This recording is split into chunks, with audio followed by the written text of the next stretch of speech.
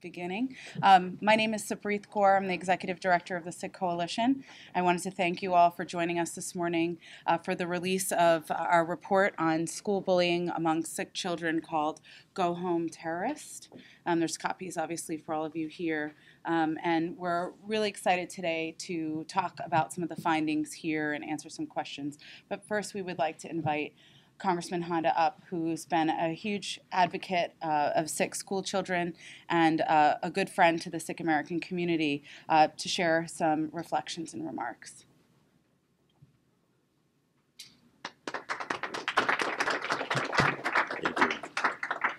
Well, good morning, everybody, and thank you for being here.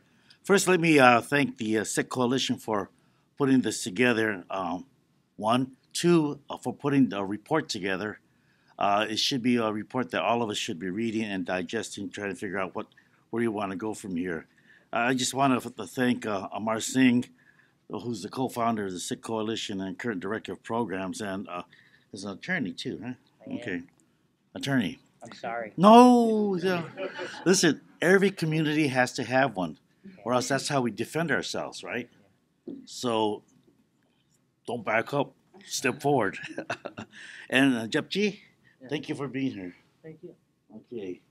So I don't know if you know it, but what you're doing right now and experiencing is what we call leadership.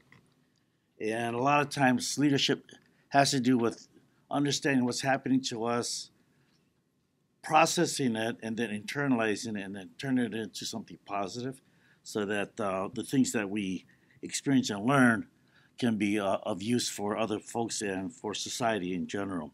And Sapreet Kaur, thank you very much for doing all this and managing this.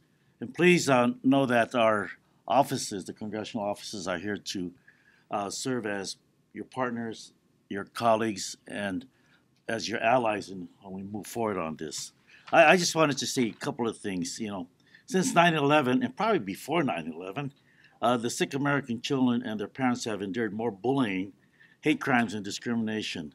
But 9/11 happened to be one of the things that precipitated it, but also allowed us to step forward and acknowledge it. Over 50% of Sikh children have been bullied, and 67% of turban students were Sikh children who were targeted. And that comes out of the report that we have today.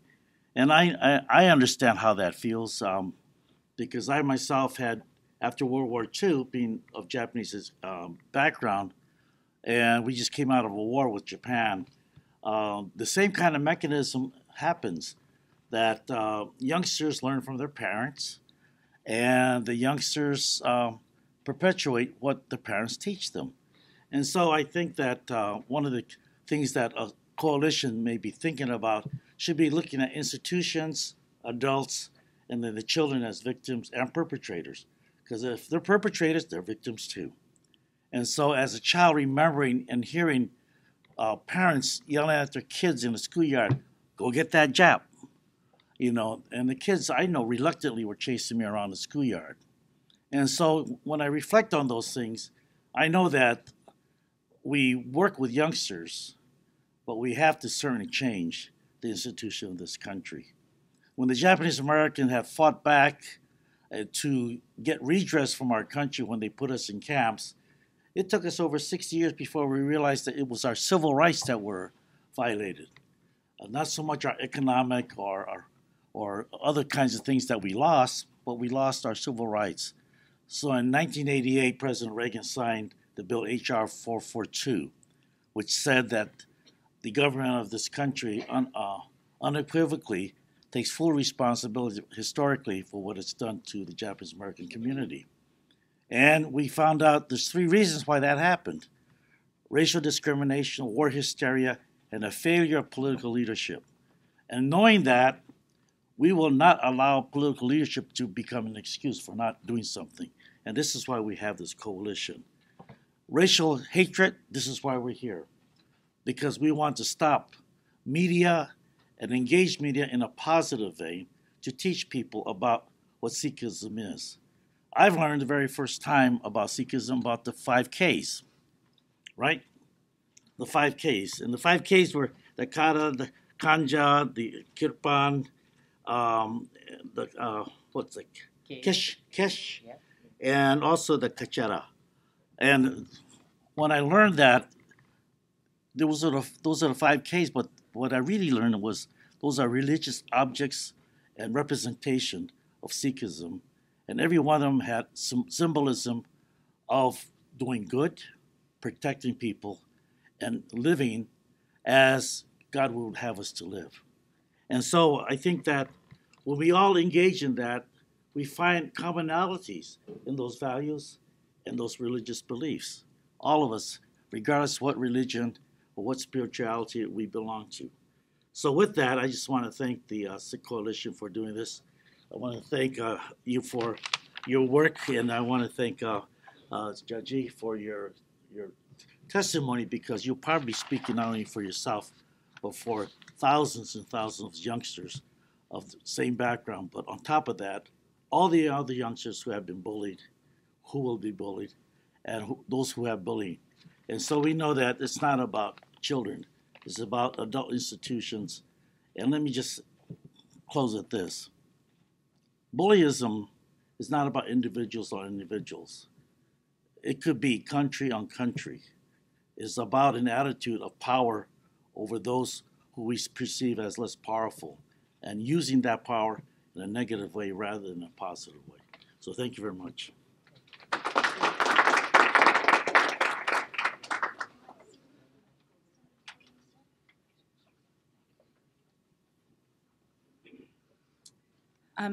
So for today's format, I'm going to invite Amardeep Singh, our Director of Programs, to share some reflections about the report, and as well as Japji, a very brave student who's going to come forward and talk a little bit about his experience, as well as how he thinks we can deal with this issue, and then we'll take some question and answer as well. So, Amar.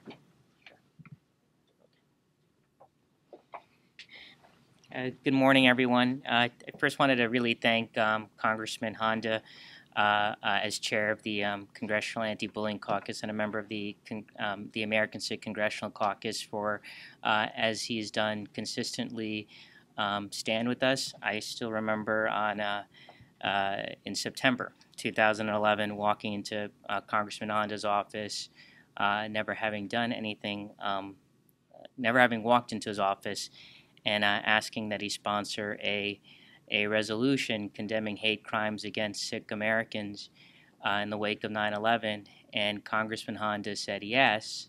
And here's a little known fact. There is a good part of the Patriot Act. It's the act that incorporates that. It's the part that incorporates that resolution passed by the U.S. House of Representatives condemning hate crimes against Sikhs post 9/11 and asking local law enforcement officials to take action. So Congressman Honda has been with us since the beginning, so we're very grateful for his solidarity. It's my job to talk a little bit about the report, but I'm not going to talk much. I think we really need to hear from Japji so you get a sense of what it's like to be a Sikh in America and go to school as we stand here today on March 13, 2014. So in terms of the methodology of the report, we did what we've done now for 7 years. This is our 7th report that touches on the topic of school bullying, or is just about the topic of school bullying. We go out in the community, we do surveys of Sikh school children, and then we also do focus groups and interviews. And so over 700 Sikh school children, primarily in Fresno, California, Seattle, Washington, Indianapolis, Indiana, and Boston, Massachusetts were the subject of surveys and focus group interviews to produce the content of this, this report you see over here today. In addition to survey responses from Sikhs nationally. The findings, let me say this, the findings are up here. And you can get them, in the back. We have copies of the report in the back that you can get, and you can look at what the findings were. But let me say this is what is remarkable about this report in my mind. What's remarkable is this, that it's consistent. It's consistent. So we've done survey reports in New York City and in the Bay Area. And the big pregnant question for us was, if we go out to Fresno, Seattle, Indianapolis, and Boston, they're a bit less urban. Indianapolis is in the heartland of America. Where would the numbers fall out? And amazingly enough, they're consistent. In New York in 2008, we found that about half of sick school children say they're bullied, and over 60% say they're bullied if they wear a turban. In the Bay Area in 2010, we found that 47% of sick children we surveyed say they're bullied, and that if they wear a turban, the numbers rise to 69%. With regard to this survey report, we found that just 51%, just over half, said that they were bullied, and that 67%, so just over two-thirds, said that they were bullied if they wore a turban. So what's remarkable about the issue of school bullying is the consistency over time since 2007, and the consistency by geography. And interestingly enough, we've done survey reports on the issues of hate crimes and employment discrimination. And with those two forms of discrimination, if you're in a higher socioeconomic class, you're less susceptible, according to our data, to endure employment discrimination or feel you've endured it, or say that you've endured a hate crime. But with school bullying, even across socioeconomic status, those who are better off in the sick community and those who are struggling a bit socioeconomically, the rates of bullying are about the same. So being well off, going to a great school doesn't really help you. With the issue of school bullying, at least, the numbers are really the same across socioeconomic status. I'm sure people are sort of going to ask why this happens, and we don't have data on the why. We have a sense from our experience as researchers now over 7 years as to the why, and I think it's a few factors. One, it's clear that this stuff is not happening in a vacuum. The names that are called, that students endure, like terrorists, bin Laden, Taliban, and the like, are things that they're getting from pop culture and the media. I would also add that our school textbooks don't have any information on the community, and so folks just don't know who we are, or to the extent that there's information, it's often information linking Sikhs to political struggles in India where they're characterized as terrorists. And so either what's happening in most national textbooks is you either have nothing on the community, or you have a portrayal of the community primarily as terrorists associated with political struggles in India. And so that's the sort of information that kids get in school. It reinforces what they're hearing in pop culture and the media. And then our guess is that that's why we are where we are. But let's keep in mind that this is not just a post 9/11 phenomenon. When I was Japji's age growing up, I was told to go back to Iran during the hostage crisis in Iran in 1979. I'm dating myself and telling you how old I am. During the first Persian Gulf War in college, I would be told to go back to Iraq all pre 9/11. After the Oklahoma City bombing in 2008, I was in law school. 2007. No, 6. I was in law school. And I was told before they found out McVeigh had done this about a week later that your people are going to get in a lot of trouble for what happened by a law school classmate sort of passed a remark. And so this has been happening. 9/11 has sort of exacerbated the dynamic. In terms of solutions, the report does talk about a few of them. First, it's absolutely critical that Congress passes the Safe Schools Improvement Act. It's an act that would create a floor for schools nationally in terms of having a procedure for addressing bias-based harassment, having a complaint mechanism, keeping data on the dynamic so that for diagnostic purposes, if a local municipality is unwilling to, or a school district's unwilling to implement a policy, the Safe Schools Improvement Act would require some sort of federal floor to guard against the issue. The second issue or opportunity is on the issue of data. Very recently, the FBI decided to start tracking hate crimes against Sikhs in the United States, recognizing that this was a real issue that the community was facing and that they can't better understand the dynamic without actual data, federal data. Right now, we don't have any data on Sikhs, that's official government data on Sikhs in school and their experience in school.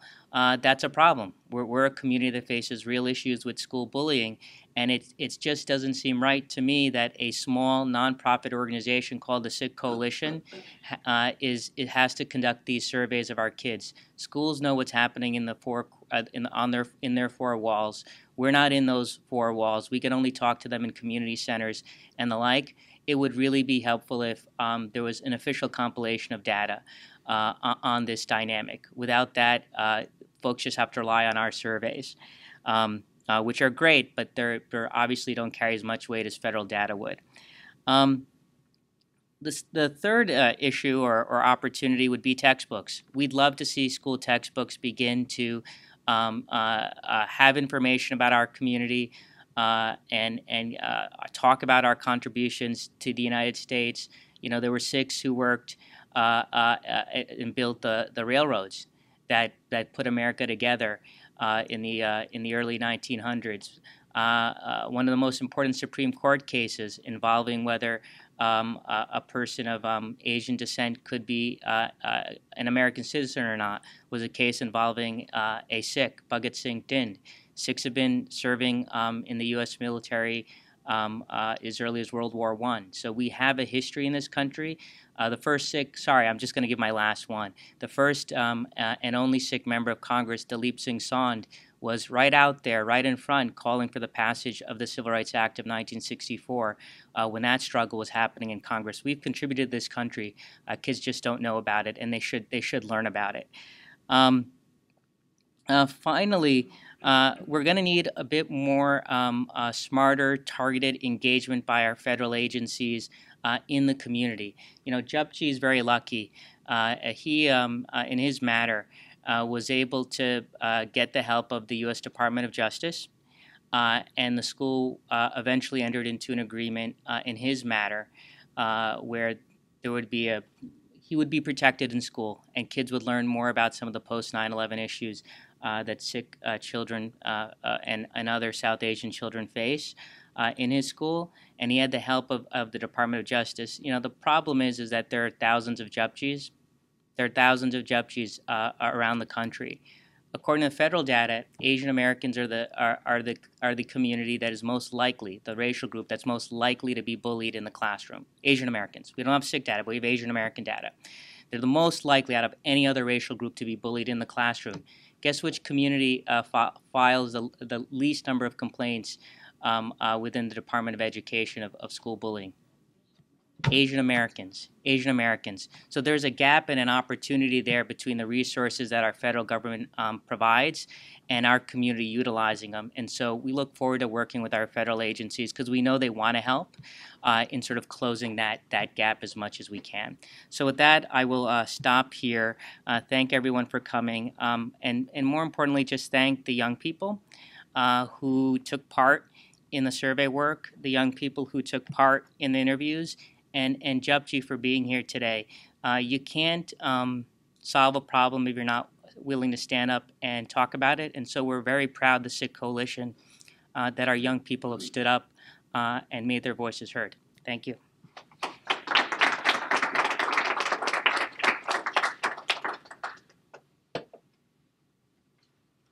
Thank you. First, I'd like to thank Congressman Honda and members of the Congressional Anti-Bullying Caucus for letting me be here today. People in this room have accomplished great things, but today I only accomplished color coordinating my turban with my shirt. More seriously, I'd like to ask, where do we draw the line between joking and bullying? As a Sikh, I keep my hair and tie a turban. As followers of Sikhism, we do not cut it. My hair and turban represent equality with justice and respect for all. But unfortunately, I've been bullied and teased about keeping my hair and wearing my turban. One incident was that a student actually cut my hair from the back, as he thought I would not notice. This took a personal toll on me, as I believe that nobody would go that far. The bullying that occurred ranged from name-calling, such as Osama bin Laden, curry head. I got told repeatedly that you have a bomb on my head. And that it looks like I have a cheese ball on my head. And to go back to my country, and such as a terrorist. And on the anniversary of 9/11, I was told that, that's the day your dad died, implying that my dad was Osama bin Laden. Most of these comments were made by the same student, who also went on to breaking my nose and by throwing 7 punches and fracturing my cheekbones with jaws and my cuts in my mouth. While I was down and bleeding, somebody in the background was actually calling me a terrorist. This was heartbreaking, as they thought of me as a threat, and because I tied a turban. And I was told, go back, we don't want you here. The student also bullied other Indian American kids, as he told them to go take a shower. This went on from elementary to middle. Yeah, and even now, I believe that I could get attacked again, or something similar could occur. It disturbs me that even though I went to school with them for years, they still think of me as an outsider, and that's heart-wrenching. I tried addressing with my teachers. Some didn't even take me seriously. Some said, oh, I thought they were just joking around. One even refused to let me go and report it to the principal. I had to go as far as getting lawyers to get justice. No kid ever should have to do that. Today, I ask you, please help pass the Safe Schools Improvement Act. Our schools need to address bullying. They need to keep a record of bullying incidents and need to be held accountable and must have strong anti-bullying policies. And staff members need to be trained and take bullying reports very seriously, as they think it's just horseplay. As the only Sikh student in the school, I'm also concerned that other minority students' religions and cultures are not taught in our schools, which can ultimately lead to bullying. I hope my words are not said in vain, that my younger siblings and future children do not have to go through what I did. Thank you so much for the opportunity to be here today. Thank you.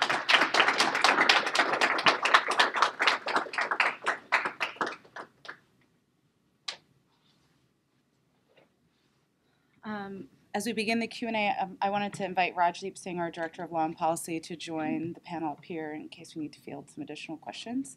But we're happy to take questions and have our panelists answer any other details about the report or about anything they shared today. Rajdeep.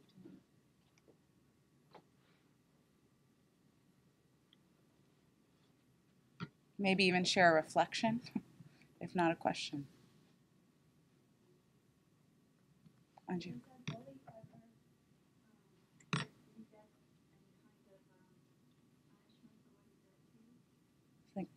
I'll repeat the question. The question was about whether the student who had done some of the bullying, in your case, Japji, received any punishment, or was there any action taken? Well, the school does not disclose the punishment that was given, but as we believe that little bit or some, like they did try to correct it, but not as extent that was fully comprehended and to be corrected. Can I say something on that real quickly?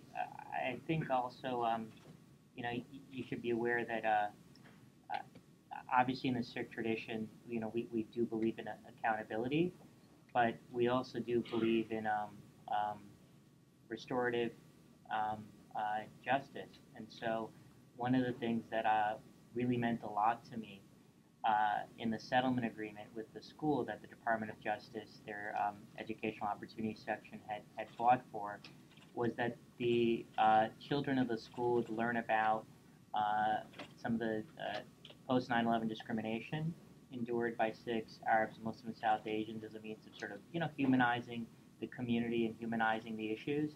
And so those are the parts of the if we're going to create real change, those are the measures that are going to have to be taken. ultimately. It has begun. The process has begun. It's begun. The process has begun of identifying the right group to do it and the like. And there's a commitment from the school to do it. in the They have district. to. I got a question that it looks like it's a very universal type of the phenomenon. It happens very often in a school. I live here in Montgomery County, which is the next door from here. Yeah. And I think that the county is very, very sensitive to the minorities, and they continuously try to educate the people that how to respect the minorities and how bad or how good the Montgomery County ranks here. That's my question to you. Are we achieving something in that county, or we are still lagging behind like others? Thanks for the question. So I think your question really underscores why it's so important to have at least some sort of federal data on the dynamics as it applies to SIX, because the SIG Coalition hasn't been in Montgomery County, Maryland. Yes, And so there's federal data out there on school climate, and I'm not familiar with how Montgomery County ranks compared to other counties. But I know this for sure, that federal data has nothing about the situation with regard to SIX, and that's part of why we're here today, and that's why we're doing these reports. The reason is, that in case if a child is taught by the parents, although the kids in the schools is a big problem here because the discipline doesn't exist here. Many times when I saw that some of the, on the TV, that some of the scenes in a school, I wondered that what these schools are. Against when we went to the schooling and other things. But again, I think so that in case if the school or the county or the parents of the kids, who are doing the bullying and other, if they are taught a little better to respect the other peoples or the different type of the people, I think this thing can go little longer way. Then the county doesn't have got any rules or any coaching or any education, and the school doesn't believe into that thing, then these things can progress a little more. The things other we are trying to see how we can try to push downwards, not to accept the status quo. That's what you were talking, that we are not going to accept the status quo, but rather we should try to minimize to zero. Thank Agreed. you. Agreed. Yeah, I'm just wondering if there are, what's the data on Asian teachers in school that have any awareness, that are willing to be more empowered, that are, willing to go the distance. Like, I'm hearing Judge say that he didn't get a lot of support from his teachers. Would it have made a difference if the teachers themselves were of Asian descent? We're saying that it's one of the most bullied, communities in schools. Do we have any data that there's, any use of empowering the teachers and be obviously more aware of their cultural, liaison with SIGs? I haven't seen any data that correlates bullying incidences against the ethnic or racial makeup of the teachers or administration in that school. No, I meant, are the teachers that are of Asian descent more likely to be supportive? I haven't seen any data. We haven't seen any data on that sort of comparing, and I don't even think the federal government has that type of data where you're trying to correlate, as Preet said, or you've said, the ethnicity of the teacher to the dynamic. Does it help to go to a teacher that's more understanding? But I would say this, that obviously we want diversity in our workplaces, Exactly. including schools, and in leadership positions like a teacher position. But it doesn't matter the race, ethnicity, or religion of the teacher. That they have an obligation to make sure that their child can focus on their schoolwork, and that's why it's so important to have a federal baseline in terms of something like the Safe Schools Improvement Act that lets all teachers know that this is part of being a good teacher, having a bias-free school environment. I can say anecdotally, we've received feedback from lots of students who approach teachers who are of different ethnic or religious or racial background than them, and those teachers are very responsive. So I think it's a lot about, as we all are as people, it's a lot about your own perspective and what you bring to that engagement with the child. So, as Amardeep has shared, we really want to have data so we can see what's working, what's not working, what's the bench line, how can we improve things. There was another question there. I recently moved here from Indianapolis, think those numbers look about right. And I was going to ask if there is any data about gender as far as bullying goes, because like, I have a twin brother and our experience is totally different. Because girls aren't necessarily going to like throw punch, but there are other ways of bullying. Yeah, yeah. Yeah, so there are numbers on gender, and so we did ask the gender of the person who responded to the surveys, and again, women generally tend to have lesser issues with school bullying if they don't maintain sort of outward visible articles of faith. So meaning like a turban and the like, because there are young Sikh women who wear turbans, and they often will report same if not worse levels of school bullying than males do. But generally, if you have more outward, different-looking articles of faith, consistently over 7 years, we found you're more likely to be subjected to bullying. But the girls in the report are bullied at a higher rate than the national average as well. Yeah, absolutely. The brown skin's an issue. Thank you, first of all. I think the work you're doing is really great, and also judge you for sharing your story. I think it's really courageous of you. I'm an Austrian citizen from Europe, and first of all, just a quick observation. When we look at the United States or English-speaking countries in general, we usually perceive them as countries that have less bullying incidents, so it's really interesting for me to see this and to read this report. And of course, it makes it more important to collect the data and do the work that you're doing. Secondly, as the Sikh community in countries in Europe, in smaller countries in Europe, is continuously growing, I think we're also experiencing bullying more and more. And what we experience is that it's really a combination how you approach these problems. For us, grassroots work has been very effective in the past, just talking to people, explaining them. So in Vienna, for example, when we built our first Gurdwara, people in the surrounding areas were really negative about it. But then, as we explained it, they went from understanding the problem. But the second thing is the responsibility of the media, really, since there's really little information. So my question to you is, how do you engage with the media in the United States? It's very different. I would go as far as to say that it's a very irresponsible media here, or a very different ethical system. So how do you cooperate with the media with regards to informing the population, and also maybe your comment on the recent commercials with Sikhs? Raj. Sure. The dynamic with regard to, well, let's put it this way. In the United States, here's at least what our experience has been with working with media. Media is a business. They've got to sell papers. They just do. Otherwise, reporters lose their jobs, and media shrinks.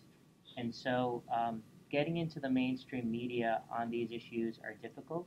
Usually, it's conflict, like a Sikh has been discriminated against, we're being profiled at the airports, a hate crime has occurred, a young person is being bullied in school, is what will create or more likely to generate headlines than sort of positive stories on about the community and our background and the like. And so that's one dynamic that's difficult to overcome. I think the second piece that's been a challenge is this. The Sikh community is relatively under capacity here in the United States. The Sikh Coalition represents its largest institution. It's most staffed, it's best funded. And I don't think it's a mistake that our work tends to be firefighting. There's been an issue, so we help address it. Hate crimes, profiling, school bullying, and the like. The proactive, affirmative, shaping over time of public perception work that does need to happen, that we as a community need to institutionalize, is in its very nascent stages. And that commercial that you had mentioned in terms of this PSA that might potentially be done by NBC on the community is a step in that direction.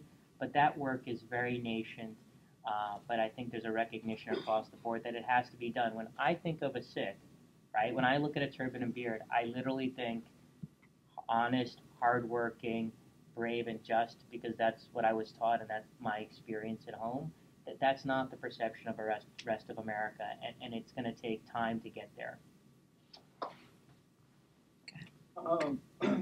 Not to plug my own thing, but to address your point, and we discussed this quickly beforehand. I think the grassroots part and the media part is critical. So I just want to make everyone aware. Very recently,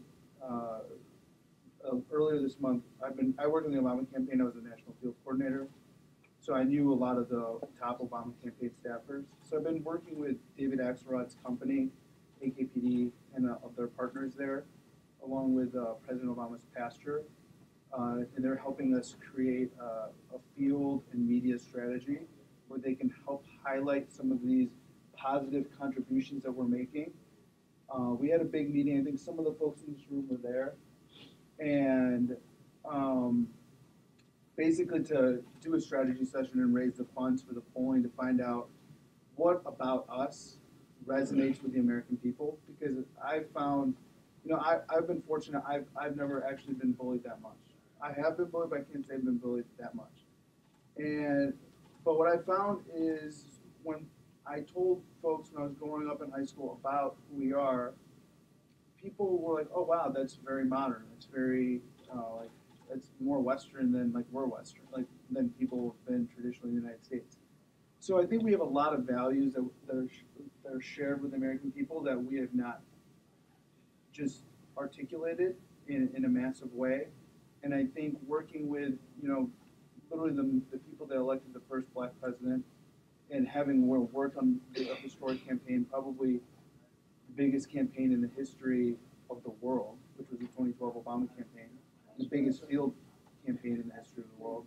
I think there's a lot of knowledge and a lot of things that we can do. So if anyone's interested in that or getting involved, please let me know. I didn't want to plug it while I was here, but I think it so perfectly fit in with what you were saying in your answer that I just had to say it. So if anyone's interested, I think it's a big effort. We got the best campaigners in the world involved, and I think we really need to kind of push the envelope on that. Thank you. Uncle John. Hi, Sapri. Japti, that was very brave for you to come forward. I lived in 3 different continents, America, England, Scotland, and then India. All these different places, I went through bullying too. So, sometimes it's not just about skin color. Children just need a reason to come out and do things. So coming out is great. So my question to you is, first part is, how did you address it? I mean, did you straight go to a teacher, or did you actually try to explain or interact with these kids? So that's the first part of the question. And then the second part is, I live in Loudoun County. So I recently got into the multicultural committee, to participate in that. And the goal is to start helping out at the grassroots levels of the county level, right? So to Sapri, this is from data that you collected, can that data be drilled down, from an IT perspective, can it be drilled down to the county level of Sikh populations, and then we can probably go even further down. And I think the young lady here asked about school teachers. Yeah. So even though you can't profile them, but anytime you go for a job application, you have to usually fill in your ethnicity, even though it's voluntary, but most people fill it in. So, you can actually extract that from the federal data of how many, Asian teachers are in schools. So we can actually extract that. But one, how did you address it? And then the second part is the love company. Well, when I tried addressing with some were very accepting and they were like, "Oh, that's cool," and they were like, "Oh, yes, we have similarities, yet we have differences." But then there's always 2 sides. There's the positive, and then there's the listening, and the ones that were like, "This is not right." And so I tried addressing it first. Interaction. Interaction is very important. Like we did in Atlanta, we did Sikh Awareness Day on March 4th at the Capitol, and some were very like, "Oh yes, that's very cool. I did not know about this," and some were like, we interacted, we told them if they had any questions, and then I tried addressing it 2 ways. I first one was interaction, and one was, well, if I was having trouble and I told a student to stop, if he wouldn't stop, then I had to, for my own precaution, had to tell a teacher. If they wouldn't listen, I would have to go to another higher level and go with either the vice principal or the principal. If they were like too busy, then first I told my parents, of course. They emailed the principal, and at times we didn't get responses from the principal, which is kind of shocking that a student is having bullying issues and the principal is not even responding to our emails. So we tried it both ways. Interaction is always better, as we always get positive results. And sometimes we don't get positive results. But then, we're always here to educate. And then obviously things escalated, and he was in touch with his family was in touch with the Sikh Coalition, and we engaged further. Could you have gone to the media at that point when you were not getting responses because you had initiated the willingness to communicate and deal with it peaceably? Because when I see other issues that white American kids face, the parents are out there of the media like right away. Within 24, 48 hours, there's a huge media report. Would we not benefit from something like that, or is it excessive? I think it's our job as a community organization to counsel based on our experience, parents and children on all their available options. We were very lucky in that we had a really great partner in the U.S. Department of Justice that carries a much bigger stick than the Sikh Coalition, with many more resources in order to move the issue forward. And just to give you a sense of how committed they are to the issue. And by the way, I misspoke a bit before. The post 9/11 training already happened. It's not in development. It happened in that school already. But just to give you a sense of how committed they are, 3 of the attorneys, or at least 2 of the attorneys who worked on the matter, are sort of sitting with us. They're present today. So we had a great partner. But like I said, there are thousands more of the Japjis of the world, and so the question is how do you get to them. So, and how do you create the institutions that address the issue so that you're not at the point that we're at with that case? That's sort of an admittance that the system broke down on many levels.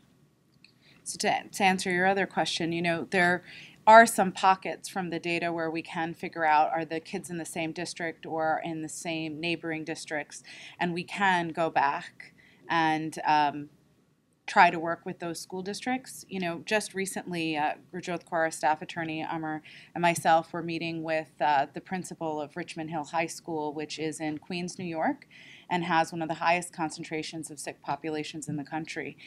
He's sort of the 4th administrator we've worked with over a number of years. And he is the first South Asian principal of that school. And he grew up in Queens himself. And it was a very different discussion. And he was very interested in the report than we've had with past administrators. I think in part of the progress we've made in New York City in holding the Department of Education accountable, but I would imagine, as he reflected, also based on his background. So I think there's some follow-up we can do with specific districts. The other challenge we have, and those from the Sangat here would understand this, you may have a Gurdwara, a Sikh house of worship in a particular location, that may pull kids from 10 or 12 different school districts. And so if you look at the sample size in the report for different geographies, you may not get a heavy enough concentration to go to the school with just the data. It may be more anecdotal. We also have found this process to be a great process with parents, to educate parents and sometimes inform parents about situations they're unaware of, and partner with them and coach them through how they can proactively, hopefully reactively if necessary, engage with the school districts. And we provide a lot of support there. So I do think this report stretches, the benefits of the report stretch beyond all the recommendations that are listed here, even from a community perspective, how we can engage better. Did you have a follow-up question? Yeah, I just have.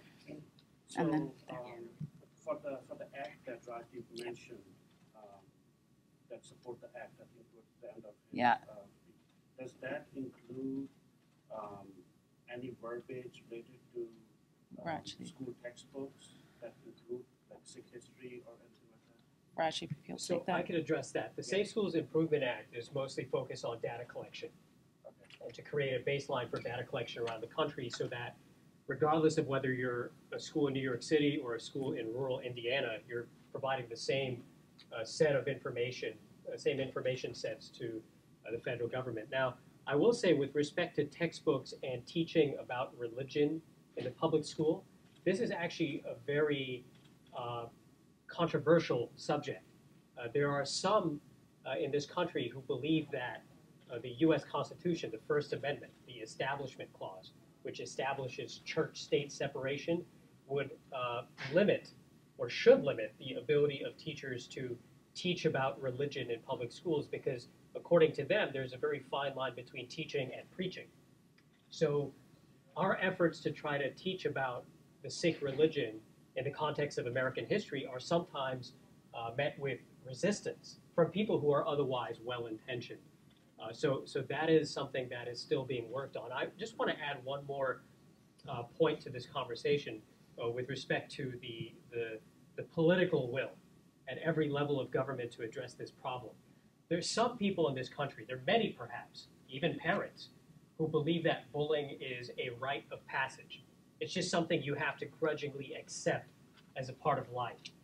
But there are others, including the Sikh Coalition and Japji and many other students in the Sikh community, who believe that bullying is a civil rights issue, not a rite of passage, and that it's the responsibility of the federal government to bring all of its resources to bear to address this issue and to say that we are going to eradicate bullying.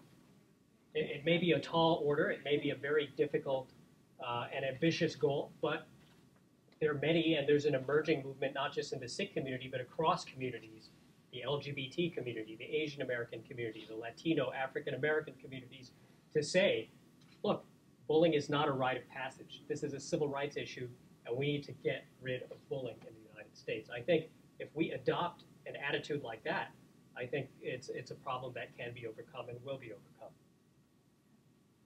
There's another question here. Could you elaborate? You mentioned progress in the accountability in the Department of Education. Can you elaborate on that? Do you want to talk about the last report? Yeah, sorry, say that again. I missed it. She mentioned progress with schools in New New York. Absolutely. So, sort of a similar dynamic with regard to the sort of call for the passage of the Safe Schools Improvement Act. So we had 3 horrible incidents in New York during 2007, 2008. One, in 2007, a Sikh child's hair was forcibly cut and flushed down the toilet by a student who knew why he kept his hair long for religious reasons. In 2008, in New York City, a Sikh child whose turban had been pulled off repeatedly in school by other students who've been called terrorists and like. His orbital bone was fractured by a student who punched him in the face after ripping his turban off with keys in between his knuckles. And then similarly, 2 weeks later in 2008 in New York City, a Sikh girl's hair, a small piece of it was cut and again put into the garbage by another student who knew why she kept her hair long for religious reasons. So that all conspired to accelerate efforts in New York City to create a chancellor's regulation that defined for the first time what school bullying is, created a process for the first time as to how to address the matter, created a point of contact for in each school on the issue of school bullying, created training for teachers and students on the issue, and required the collection of data in the city. And so what's happened is and that all happened, and I'm really proud to say it, in large part because the Sikh community literally marched through the streets of Richmond Hill, Queens, calling for the creation of this regulation in response to what had happened those two years. And so since then, we've done a series of survey reports that have monitored compliance with the regulation. And what's interesting is this: in 2013 September, so about 7 months ago, we issued a report, and what was neat was we were able to compare data in terms of knowledge of the school regulation amongst teachers and students in 2012 versus 2009 when it was first created, and it was increased that people are beginning to understand. We were beginning to move the needle that there's this understanding that there's this thing called bullying. It's prohibited. They're supposed to be posters, and they're up there in schools saying, "Here's who you go to if you've suffered school bullying." But the creation of a standard has slowly led to movement, and that's why the Safe Schools Improvement Act is so important. I think we've. Rima had one. Honorary, Yeah. please. Sure. Close this out. A comment and a question. The comment just was on the way in which we try and have some kind of sustainable solutions, and I certainly wanted to mention that the 9/11 trainings that were at your school, your two schools, were separately for both students and for teachers, and certainly the teacher piece of this is critical because and it's not just when we look at harassment and bullying. Teachers are struggling to have tools and strategies to handle that regardless of the background of the student. And so it's important that we try and figure out how we equip teachers and administrators and others to be able to, and bystanders, whether it be students or others, to be able to know what to do when you're seeing students being bullied or harassed in schools and otherwise. My question is about the gap that you mentioned, which is if Asian Americans students are those who are being bullied at the high rates that they are, why there is such a disparity in terms of reporting. And I don't know if that was addressed in the survey, but I want to ask it both at a macro level, but also to ask Jeffrey, what was it that after all of these years sort of was the trigger for you to come forward, and how do you think you would suggest that we try to have a way in which other students come forward too? Well, speaking up is always like the most important thing, as a student always needs to come up, that, come forward, that, this is happening and this is an issue that we all need to face. It's not just his issue, it's all of our issues. We're all in this fight together. As that, we all went to school at one point. Some didn't face it at that much of a level. And that, we all need, why did I come up? Well, at one point, there's always like the fed up level that, I'm just done with it. I don't want to deal with it anymore. At one point, I did reach that, but I did calm myself down. I saw my choices, what I had, and coming up was the best option, as we need to educate ourselves and others about this issue. Go ahead, we contacted the SIG Coalition. This is his sister. We contacted the SIG Coalition after he needed medical and emergency trips. He had to get 2 surgeries. He needed hospital visits and ENT specialists. So, we got to that point where having to reach out to lawyers was necessary. That interactions with the students, with the teachers, weren't enough. I went to the same school as him. I knew the teachers. I knew the layout of the building. And nothing was enough, so we reached out after, he got his nose was broken, he needed surgery, the cheekbones, bruising on the shoulder. So after the physical assault, we didn't have an option but to reach out to SIG Coalition and ask for their assistance. But that answer, and Assis and Jeff G, thank you for doing that. And Arima, it really goes to the heart of your question in terms of how do you connect community to government. And so in this case, the connector was, they knew about the SIG Coalition. They contacted the SIG Coalition, and then the SIG Coalition contacted our federal partners. There are opportunities to do more of this. The way information is transmitted in some of the most vulnerable segments of our community, non-English or English language learner communities in the SIG community, is through the Punjabi language media. It's a very limited set of media, and for folks who know people who consume that media. So, for example, my father-in-law watches the Punjabi language channel basically 24/7,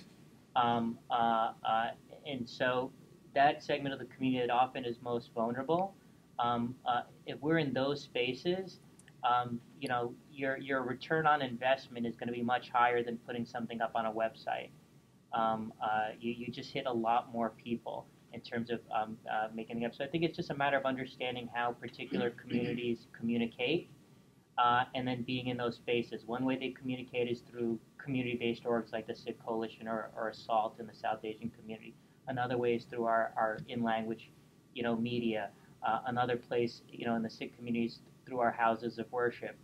And so there are opportunities there to get out there. It's just a matter of bridging those gaps. But I definitely have faith that at least with this administration, you know, we have a commitment to do that. Okay, go ahead. Maybe we'll just take these last two. I know we're time. That we are very sorry to hear his story to the extreme, and we said this job being well done from the Sikh Coalition. You know, and I appreciate that. But I just want to share some experience. I'm in Montgomery County, what he was mentioning, about 40 years. I raised my children there. My daughter, oldest one, and she's a teacher there. Another one is a teacher in Montgomery County. They were supposed to get here today, but couldn't take a day off. But I think I'm just not making any question, but suggesting that we need to, the parents need to get involved with the schools. You know, you go to the teacher, you talk to the teacher, and I think a lot of the problem there will be solved. You know, because I think the parents have some responsibility to go to the teacher and tell them, you know, what we believe in, what my children are wearing, and you know, my son Joravar, he raised, we didn't have any problem. So if somebody wants to move to Montgomery County,